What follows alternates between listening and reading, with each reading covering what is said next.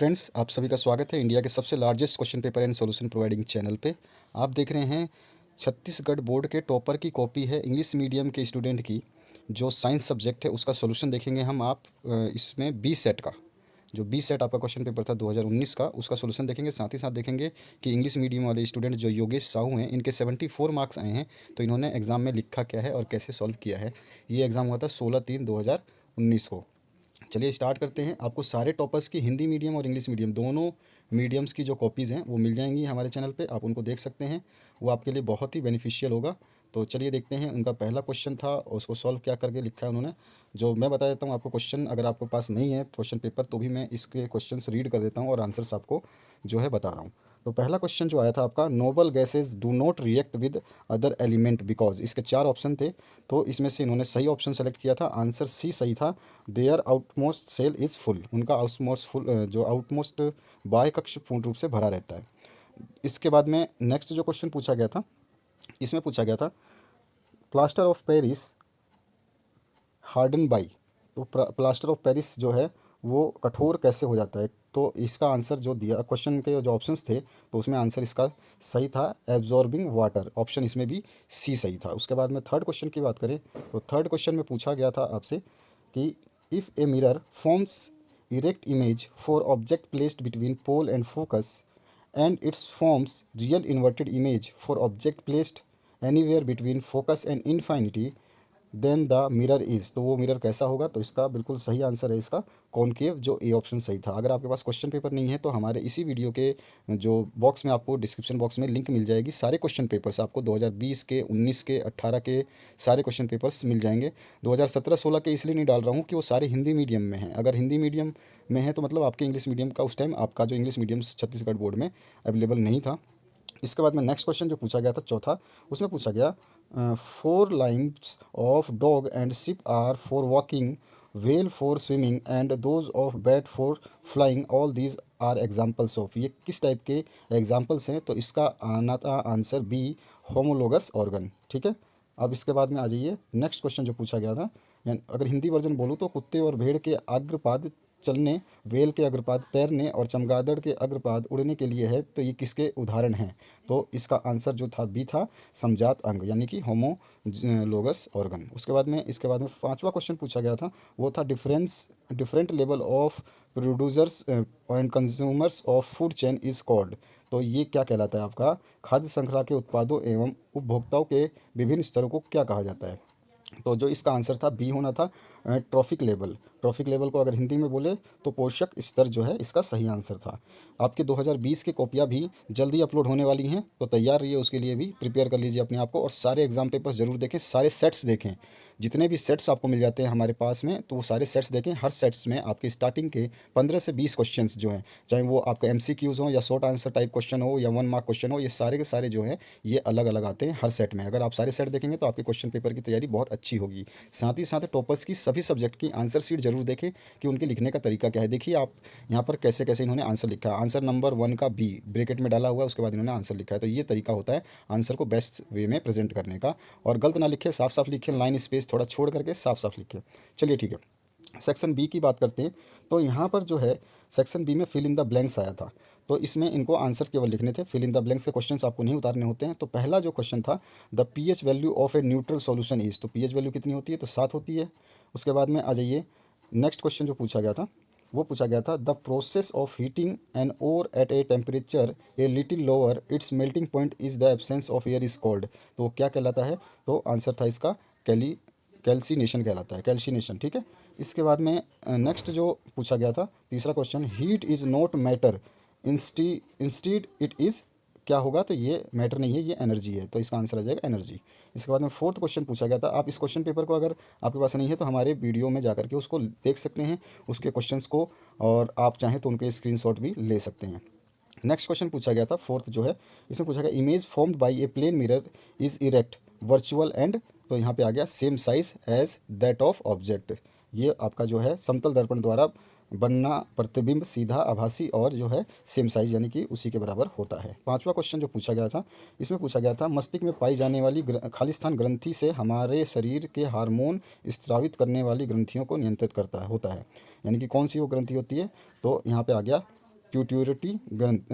Pituitary जो आपका है gland present in our brain that controls hormone secretion of several other glands in our body. ये था इसका आंसर। चलिए अब नेक्स्ट देखते हैं। तो आपको मैं समझा रहा हूँ केवल, आप समझ जाएंगे तो आपके लिए बहुत आसान हो जाएगा। सेक्शन सी की बात है यहाँ पर। तो सेक्शन सी में क और ख यानी कि ए और बी कॉलम थे, उनको मैच करना था, उसके राइट आंसर्स लिखने थे। तो देखिए मैचिंग कॉलम कैसे इन्होंने किया है। आप चाहते तो यहाँ पर ए और बी भी ऊपर मेंशन कर सकते थे, नहीं भी करेंगे तो भी चलेगा, बस डायरेक्ट आपको उसके सामने सही आंसर लिखना है। तो पहला था मॉडर्न पीरियोडिक लॉ का, तो ये किसने दिया था? तो ये मोजली ने दिया था। उसके बाद में न्यूट्रल पॉलीमर आर, तो न्यूट्रल पॉलीमर्स क्या होते हैं? तो सिल्क होते हैं। उसके बाद न्यूक्लियर एनर्जी सोर्स, तो वो हो गया यूरेनियम। और नेक्स्ट है आपका the magnetic lines of force determines, तो डायरेक्शन ऑफ मैग्नेटिक फील्ड को डिटरमाइन करते हैं। और उसके बाद में डिकम्पोजर, तो ये क्या हो गया आपको? बैक्टीरिया हो गया। डिकम्पोजर क्या होते हैं? बैक्टीरियाज होते हैं। तो आप इसको इस तरह से भर सकते थे, इस तरह से लिख सकते थे, टेबल भी बना के लिख सकते थे। ये बहुत अच्छा इन्होंने लिखा है। चलिए आप देखते हैं। ये आप जो है कॉपी देख रहे हैं, बोर्ड के एग्ज़ाम की कॉपी। आंसर नंबर 2, यानी कि क्या पूछा गया था? सबसे पहले मैं क्वेश्चन पढ़ देता हूँ। Why are copper and aluminium containers not use to store pickle, अचार रखने के लिए अचार को तांबे और एल्युमिनियम के बर्तन में क्यों नहीं रखा जाता? तो इसका आंसर है copper and aluminium utensils are not use to store pickles because pickles are acidic in nature, they react with these metals and form poisonous substance harmful for our health. बहुत अच्छा आंसर इन्होंने लिखा। तीसरा देखिए answer यहाँ पे जो इन्होंने लिखा है, IPUC नेम ऑफ CH3OH का नाम लिखना था, तो इसका हो जाएगा मेथेनॉल। ठीक है। अब इसके बाद में आगे बढ़ते हैं हम। तो इसको आप ऐसे भी लिख सकते हैं और भी दूसरे तरीके होते हैं। तो रूट वर्ड में लिख सकते हैं मेथेन सुफिक्स ओल हो जाएगा। ठीक है। रूट वर्ड क्या होता है? मेथेन, और सुफिक्स क्या होता है इसका? ओल। चाहे तो आप ये भी लिख सकते हैं, अगर ये नहीं लिखते तो भी आपका आंसर सही होता। क्वेश्चन नंबर 4 की बात करें तो इसमें पूछा गया था write down the 2 benefits of use of solar energy. तो 2 benefits of use of solar energy are as follows. तो पहला इन्होंने लिखा है it is renewable source of energy, और दूसरा है it does not create pollution. बहुत अच्छी आंसर इन्होंने दी है यहाँ पे। पांचवा क्वेश्चन इनसे पूछा गया था व्हाट इज़ स्पोर, यानी बीजाणु किसे कहते हैं? तो इसका आंसर लिखा है spores are reproductive unit formed by parent organism which गर्मी germinates under favourable conditions and give rise to new individuals. इसका इन्होंने यहाँ छोटा सा एक डायग्राम भी बनाया हुआ है। इसके बाद आ जाइए छठे क्वेश्चन पे, जो इन्होंने पूछा गया था छठे क्वेश्चन में what is abiotic component. तो यहाँ पर ए बायोटिक कंपोनेंट की इन्होंने डेफिनेशन लिखी, the non living component of an ecosystem are called abiotic component. Example भी दे दिया इन्होंने, एयर, वाटर, सॉइल एटसेट्रा। ये बहुत अच्छी बात है इनकी। क्वेश्चन नंबर 7 की बात करें तो इसमें पूछा गया था, ये जो 3-3 नंबर के क्वेश्चन थे, सेक्शन आपका चेंज हो चाहे ना हो, लेकिन आपके जो आंसर्स हैं उनके नंबर चेंज होते रहते हैं। तो क्वेश्चन नंबर जो 7 है, इसमें जो पूछा गया है, इसमें पूछा गया था convert -40 degree Fahrenheit into Celsius. तो सेल्सियस में कन्वर्ट करने का फॉर्मूला तो आपको पता ही होगा, नहीं पता है तो आप बुक से पढ़ें। गिवन टेम्परेचर है फ़ारेनहाइट में -40 डिग्री, तो इसको क्या कर दिया, Celsius upon 5 equals to Fahrenheit -32/9, इसका फॉर्मूला होता है बेस फॉर्मूला। तो C/5 इक्वल्स टू -40 फ़ारेनहाइट की वैल्यू है, -32 डिग्री जो फॉर्मूले में होता है अपॉन 9 हमेशा होता है। तो C की वैल्यू जब हम इक्वेशन को इधर से उधर करते हैं, सॉल्व करते हैं, तो इसकी वैल्यू जो आ जाएगी सी की, ये लास्ट में आती है -40 डिग्री सेंटीग्रेड। यानी कि फ़ारेनहाइट स्केल और सेंटीग्रेड स्केल एक ऐसा स्केल है जिसमें -40 डिग्री दोनों में ही सेम होता है, सेंटीग्रेड भी और फ़ारेनहाइट भी। ठीक है। तो ये है इसका आंसर, यहाँ पे लिखा भी है 10 -40 degree Fahrenheit is equal to -40 degree centigrade. अब 8वें क्वेश्चन पे आ जाइए। 8वां क्वेश्चन जो पूछा गया था, तो इसमें मैं क्वेश्चन पढ़ देता हूँ। तो write any 3 differences between plane and convex mirror. देखिए इन्होंने, मैं हमेशा हर वीडियो में बताता हूँ, जब भी कोई डिफरेंस पूछे तो टेबल बना के लिखिएगा, उसमें आपको बहुत आसानी होती है डिफरेंशिएट करने में, सामने सामने दिख जाता है कि इसमें और इसमें क्या अंतर है, और एग्जामिनर आराम से आपको मार्क्स फुल दे देता है। तो यहाँ प्लेन मिरर है और कॉन्वेक्स मिरर है, इन्होंने लिख दिया। पहला plane mirror always forms same size image as that of object, और convex mirror always forms smaller image than of object. और दूसरा है इसमें the reflecting surface of plane mirror is smooth plane and without any curves. लेकिन यहाँ पर आपका convex में the reflecting surface of concave mirror is curved and, इसमें आपका लिखा है, इसमें बल्जेस आउट होता है। इसमें बल्ज मतलब इसमें जो फूला हुआ होता है ना, इस टाइप का होता है। इसके बाद आ जाइए, इसमें तीसरा जो इन्होंने 3 ही मतलब पूछे थे लेकिन इन्होंने 4 लिखे हैं। Plane mirror does not diverge light rays, diverge नहीं करता है मतलब उसको मोड़ता नहीं है, लेकिन convex mirror diverge light rays. और उसको डाइवर्जिंग मिरर भी बोलते हैं। और चौथा इन्होंने लिखा है the distance of image is same from mirror as that of object distance from the mirror. और द डिस्टेंस ऑफ, उसमें दूसरे वाले में the distance of image from mirror is not same as that of object distance from the mirror. दोनों का distance बराबर नहीं होता है। अब आ जाइए क्वेश्चन नंबर 9 की बात करते हैं। तो क्वेश्चन नंबर 9 में पूछा गया right Fleming's right hand rule. तो according to Fleming's right hand rule it right if right hand is aligned in such a way that the first finger, the second finger and the thumb becomes mutually perpendicular, and if the first finger shows direction of magnetic field, the thumb shows the direction of the motion, then the middle uh, will show the direction of induced current. इसमें इसने बता दिया कि कौन सा finger किस काम में आता है। और यहाँ पर देखिए इन्होंने छोटा सा कर्व भी बना दिया है उसके लिए, डायरेक्शन ऑफ जो आपका मोशन है, डायरेक्शन ऑफ मैग्नेटिक फील्ड है और डायरेक्शन ऑफ इंड्यूस करंट का एक जो डायग्राम बना दिया है। यहाँ पे लिखा हुआ है फ्लेमिंग्स राइट हैंड रूल। उसके बाद आ जाइए इन्होंने 9वें क्वेश्चन के बाद 10वां क्वेश्चन जो है अभी यहाँ पे इन्होंने नहीं किया है, 11वें क्वेश्चन की बात कर रहे हैं ये। तो चलिए देखते हैं इनका 1 नंबर कहाँ कटा था पता चल जाएगा। 11वां जो क्वेश्चन है इनसे पूछा गया था, 11वां क्वेश्चन जो है 4 नंबर का है। How the valency and size of an atom change when you move from top to bottom in a group and left to right in period in modern periodic table। तो इन्होंने बताया है जो है 11वें क्वेश्चन का और ऑप्शन ये तो था, और ऑप्शन में इन्होंने और ऑप्शन किया है। और ऑप्शन क्या है, what is neutralize reaction give two examples. तो इन्होंने न्यूट्रलाइज रिएक्शन जो है उसका एग्जांपल दिया है, उसके बारे में यहाँ पे बताया है। ठीक है, अब इसके बाद में हम आ जाते हैं, मैं क्वेश्चंस बताते जाऊँगा और फटाफट आंसर्स आप देख सकते हैं। यहाँ पर इन्होंने पूरा एग्जाम्पल के साथ समझा दिया है।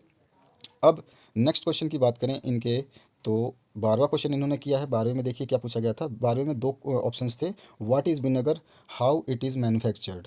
और दूसरा इसी में पूछा गया था, how are soap micelles formed describe. तो इन्होंने जो है विनेगर वाला क्वेश्चन किया है। तो vinegar is dilute solution of ethanoic acid in which concentration of ethanoic acid is 3 to 4%। इन्होंने ये भी लिख दिया। और फिर मैन्युफैक्चरिंग ऑफ विनेगर कैसे होता है ये इन्होंने डिटेल में यहाँ बता दिया है। अब आ जाते हैं इन्होंने डायग्राम भी बनाया है, बहुत अच्छी बात है। 4 नंबर का क्वेश्चन है तो ज़्यादा तो लिखना तो ज़्यादा नहीं था, जितना लिखना होता है उतना ही लिखना था, क्योंकि यहाँ पे वर्ड लिमिट बहुत इंपॉर्टेंट होती है।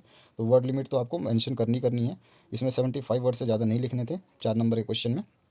और आपको डायग्राम वगैरह अगर सपोर्ट करता है तो डायग्राम जरूर बनाना था। 13वें क्वेश्चन की बात करें तो 13वें में पूछा गया था, इसमें भी 2 ऑप्शन थे और ऑप्शन भी आया था। तो who is the father of genetics, right 3 laws of heredity. और ऑप्शन आया था describe 4 points of theory of evolution of organism.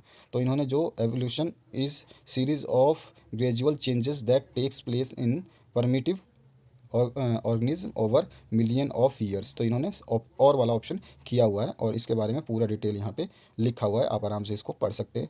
साफ साफ लिखना बहुत ज़रूरी होता है। बस ऐसा नहीं कहूँगा कि बहुत अच्छी राइटिंग होनी चाहिए, आपकी राइटिंग केवल इतनी सही होनी चाहिए कि कोई भी दूसरा आदमी पढ़े तो उसको समझ में आ जाए, बस सिंपल। जैसे कि आप अपनी क्लास में आपके 60 बच्चे 40 बच्चे बैठते हैं, लेकिन कईयों की राइटिंग ऐसी होती है जो बिल्कुल ही समझ में नहीं आती, तो उसकी वजह से बहुत ज़्यादा परेशानी होती है। 15 क्वेश्चन पूछा गया था इन्होंने। 14th क्वेश्चन भी जो है ये कौन सा क्वेश्चन था, 13 क्वेश्चन था।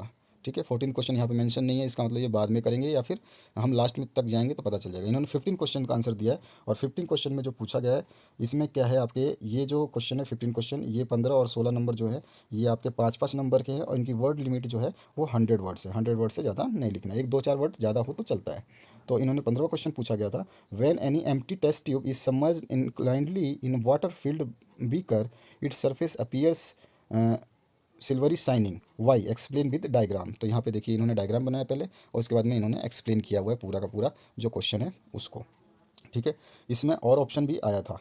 तो और ऑप्शन पूछा गया था कि the position of fish in a pond is not same as it's observe from outside, why explain with the diagram. तो दोनों ही सेम ही क्वेश्चन है, बस उसमें फिश का बनाना था, इसमें आपका एक जो बीकर है उसको दिखाना था, ट्यूब जो है पानी में डूबा हुआ। देखिए इन्होंने 100 वर्ड से ज़्यादा नहीं लिखा है, डायग्राम को सपोर्ट में आराम से लिख दिया है। चलिए अब 16वें क्वेश्चन इन्होंने किया फिर नेक्स्ट। तो इसमें 16वें क्वेश्चन में पूछा क्या गया है, 16वें क्वेश्चन में पूछा गया है, इसके 2 पार्ट पूछे गए हैं 16वें क्वेश्चन में।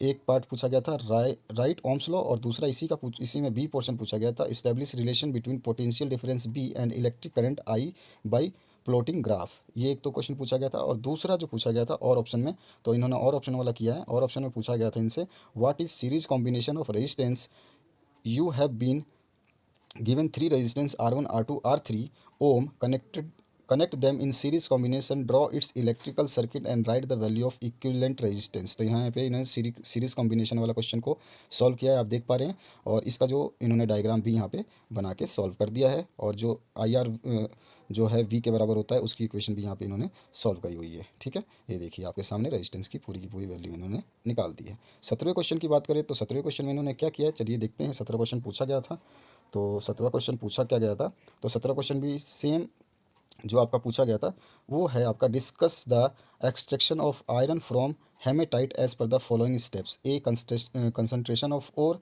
एनी वन मेथड, और बी आपका reduction of oxide to metal. Only chemical equation आपको लिखनी थी। तो इन्होंने क्या करा है, chemical uses of hydrogen are as follows.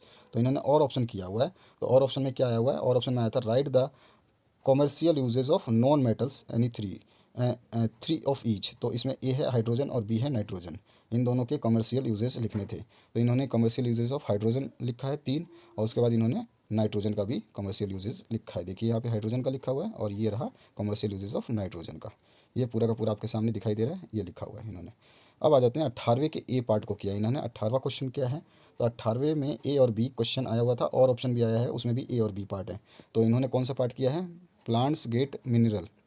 तो देखते हैं 18 में दोनों पढ़ता हूँ मैं। पहले question, why formation of urine and its elimination is necessary in human. B है, इसी में पूछा गया question, what is plant hormone, write names of 2 plant hormones and describe any 2 functions of each. और इसके बाद में और ऑप्शन आया था, how plants and animals are related to each other for food explain. और बी पूछा गया था, what are the difference aspect need to be taken care for the health of pregnant women.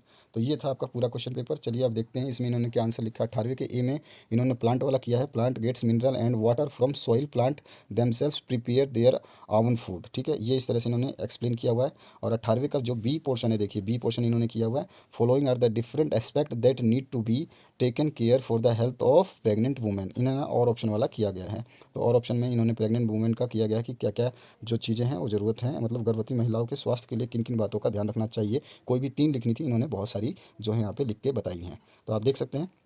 इसके बाद इन्होंने 1-2 क्वेश्चन जो छोड़े थे बीच में, वो यहाँ पे ज़रूर उन्होंने किया होगा। तो देखिए 14th क्वेश्चन इन्होंने यहाँ पे किया है। 14th क्वेश्चन क्या था और क्या किया इन्होंने, तो वो चेक कर लेता हूँ मैं। 14th क्वेश्चन जो था आपका, वो था आपका, प्रकाश संश्लेषण की क्रिया में O2 गैस निकलती है का निम्न बिंदुओं के अंतर्गत वर्णन कीजिए। और इन्होंने कौन सा किया है, देखता हूँ, और ऑप्शन में इन्होंने शायद किया है। तो और ऑप्शन क्या था, draw a diagram of stomata of rhoeo leaf and right any 2 functions of stomata. तो इन्होंने स्टोमाटा वाला ही किया है, उसकी डायग्राम बनाई है, और उसके फंक्शंस ऑफ स्टोमाटा यहाँ पे देखिए लिख रखा है इन्होंने। तो ये था 14th क्वेश्चन जो इन्होंने छोड़ा था वो। और एक क्वेश्चन इन्होंने और छोड़ा था, वो भी इन्होंने किया होगा। आंसर नंबर 10 छोड़ा था इन्होंने। तो आंसर नंबर 10 क्या था, तो 10 में पूछा गया था, was the extinction of dinosaurs due to the evolution of better species. क्या डायनासोर का विलुप्तीकरण किसी सक्षम प्रजाति के विकास के कारण हुआ, इस संदर्भ में आपकी क्या राय है। तो यहाँ पर यस लिखा है इन्होंने, yes the extinction of dinosaurs might had been happened due to evolution of better species. यहाँ पे इन्होंने इसको एक्सप्लेन किया हुआ है, देखिए क्वेश्चन नंबर 10 को, जो कि 3 नंबर का था। तो इन्होंने यहाँ पे कर दिया कंप्लीट। और एक क्वेश्चन इन्होंने छोड़ा था जो कि हमने बताया था आपको। तो 1 नंबर का इन्होंने एक क्वेश्चन छोड़ा था, उसी का इनका 1 नंबर कटा है, बाकी इन्होंने सारे क्वेश्चन कंप्लीट कर दिए थे। तो ये है इनका पूरा आंसर शीट, जिसमें इन्होंने 75 में से 74 मार्क्स गेन किए हैं। तो आशा करता हूँ ये वीडियो आपको अच्छा लगा होगा। Thank you very much for watching this video. सारे सब्जेक्ट्स के आपके टॉपर्स की आंसर शीट जो कि सोल्यूशन के रूप में अवेलेबल है, हर पेपर का सोल्यूशन 2019 का आपको मिल जाएगा इसी चैनल पे।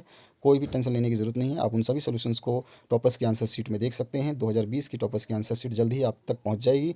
बने रहिए इस चैनल पर, देखते रहिए, सब्सक्राइब कर दिए, दोस्तों के साथ शेयर जरूर करिए ताकि उनकी हेल्प हो पाए। ये चैनल आपके पूरे सपोर्ट में हमेशा तत्पर रहेगा, तैयार रहेगा। ज़रूर आप कोई भी दिक्कत आती है कमेंट करें, जिसके भी कमेंट में हमें ऐसा लगता है कि हाँ उसको वाकई में ज़रूरत है, वाकई वो हमसे हेल्प चाहता है, तो हम उसकी कमेंट को ज़रूर फॉलो करते हैं और उसके लिए हम सॉल्यूशंस भी प्रोवाइड कर देते हैं जो उसको चाहिए। Thank you very much for watching this video. Like और शेयर और सब्सक्राइब करना बिल्कुल भी ना भूलें, आने वाली क्लासेस में आपको बहुत हेल्प होने वाली है। Thank you very much for watching this video till the end.